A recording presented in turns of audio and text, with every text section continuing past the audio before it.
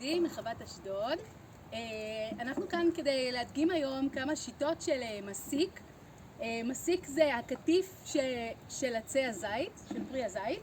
שיטה ראשונה, אני לוקחת כל כלי ופשוט ביד בעדינות מורידה את הזיתים לתוך הכלי.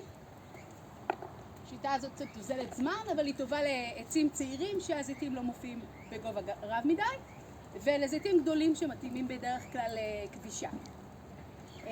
כאשר יש לי ממש שרשראות של זיתים, אני יכולה לעשות תחכום של השיטה שנקראת חליבה, וזה אומר שאני ממש רצה על כל הענף בתנועה כזאת של למולל מעל הכלי לכל הזיתים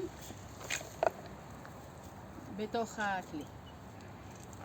נעבור לשיטות קצת לענפים גבוהים יותר, בעצים בוגרים יותר.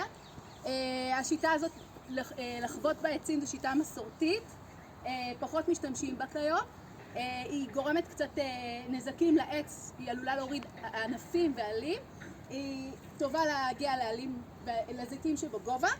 אני פורסת רשת כמובן למטה, כדי שהפרי שנופל יוכל להיאסף בצורה קלה ואני לא אצטרך לאסוף אחד אחד, ואני נותנת מכות עדינות על העץ, להשתדל לא להוריד ענפים ולא עלים,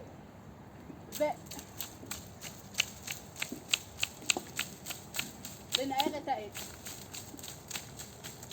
כמה שאפשר בעדינות, על מנת לא לפגוע בענפים ועלים שיקטין את הפרי בשנה הבאה.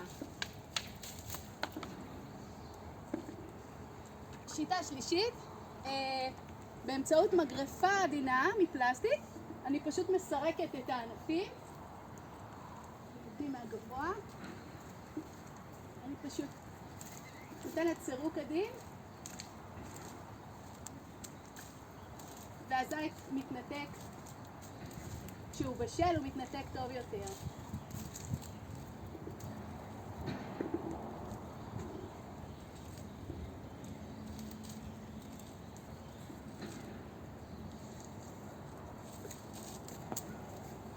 אוקיי, בסרטון אחר אני אדגים לכם מנערת חשמלית, וכיום גם עובדים על איזה שהן שיטות הורמונליות שבהן הזית עצמו למעשה בעונה הנכונה יתנתק לבד, הפרי יתנתק לבד מהאחיזה שלו בעץ ולא נצטרך את השיטות האלה.